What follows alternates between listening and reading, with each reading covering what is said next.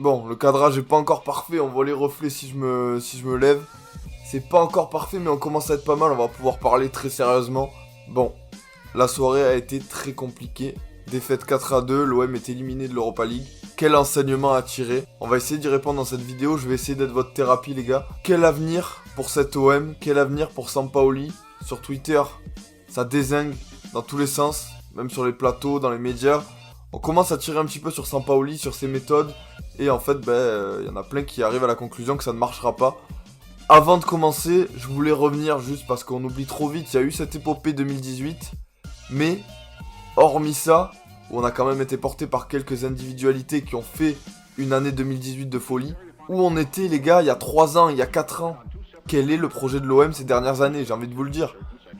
Regardez, j'ai pris sous les yeux une composition au pif 2017, c'était il y a pas si longtemps, c'était il y a 4 ans. Rolando, Ubokan, Doria derrière, d'où on vient? Sertic au milieu, Sanson numéro 10, Germain en pointe, Amavi ailier gauche, Sakai ailier droit. Voilà, on a déjà joué avec des compositions comme ça. On a eu des joueurs les gars, on a eu des joueurs dans notre équipe. Mais qu'est-ce qu'ils font là? Qu'est-ce qu'ils font là? Je me le demande, je vous le demande. Donc regardez d'où on revient. On revient de très très loin.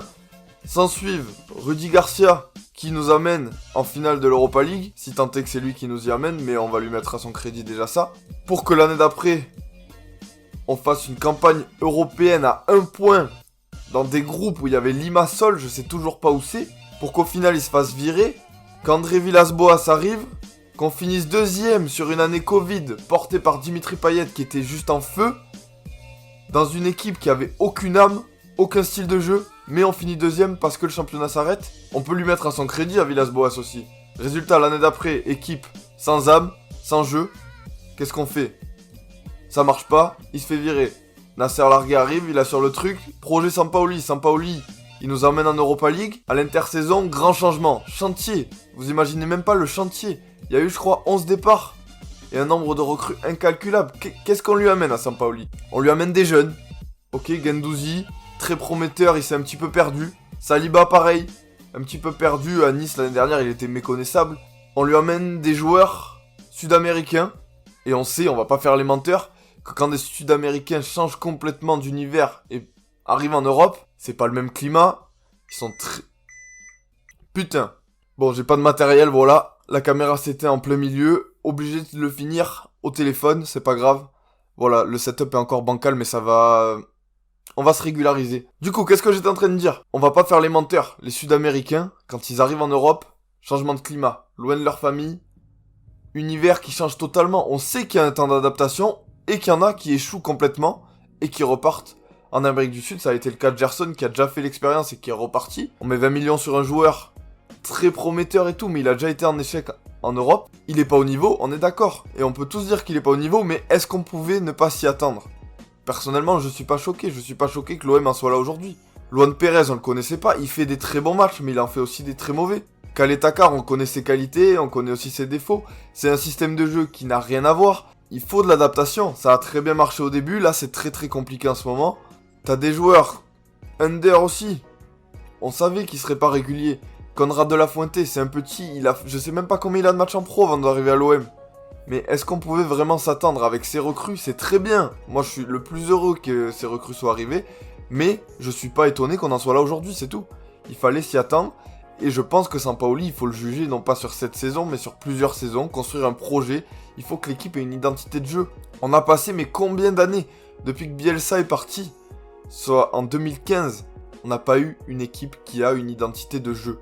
Où on savait, tiens, l'OM, c'est ça. Si on doit décrire l'OM, ça serait ça. Des entraîneurs sont passés, Rudy Garcia, Villas-Boas, des équipes sans âme. Moi, si aujourd'hui j'y pense, je ne sais pas comment décrire cet OM, alors que l'OM de Bielsa ou l'OM de Sampaoli, je sais les décrire. L'OM de Deschamps avait un style totalement différent de celui qu'on a aujourd'hui, mais il y avait un style. Aujourd'hui, on n'a pas de style, on n'a pas de projet depuis combien d'années?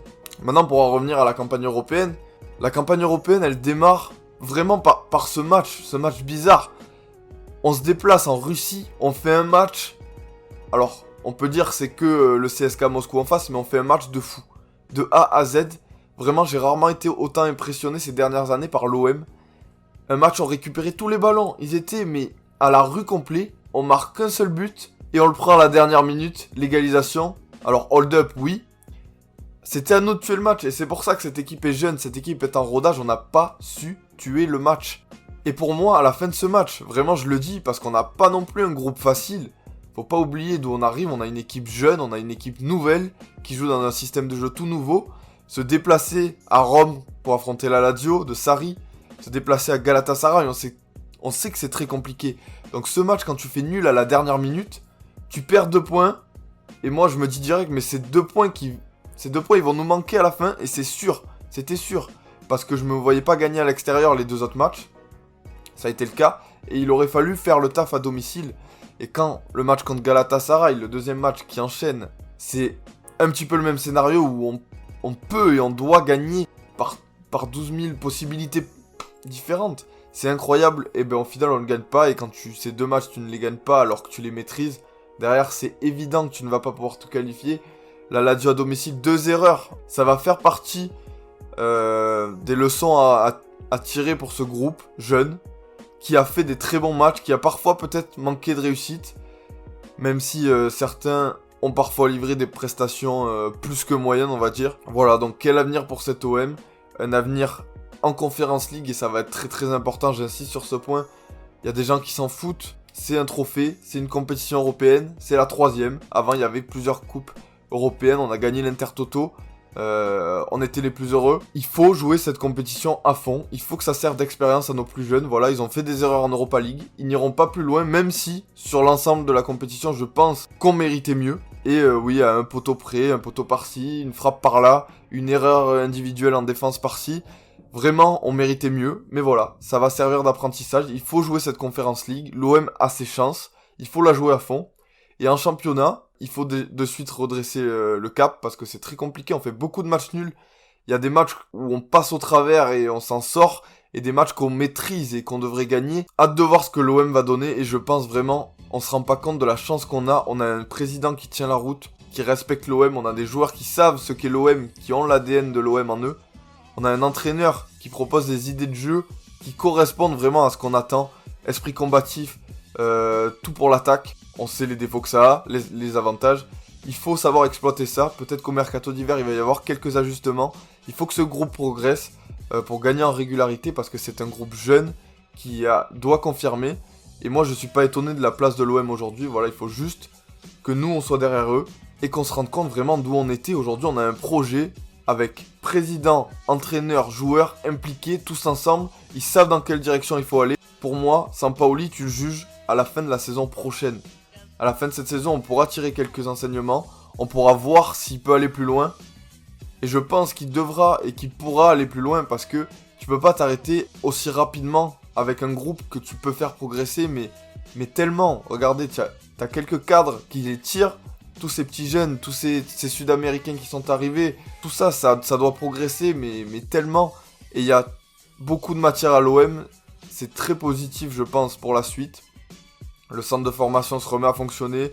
On intègre des jeunes. Il y a une idée de jeu qu'on met en place. Le président a l'air de prendre de très bonnes décisions. Voilà.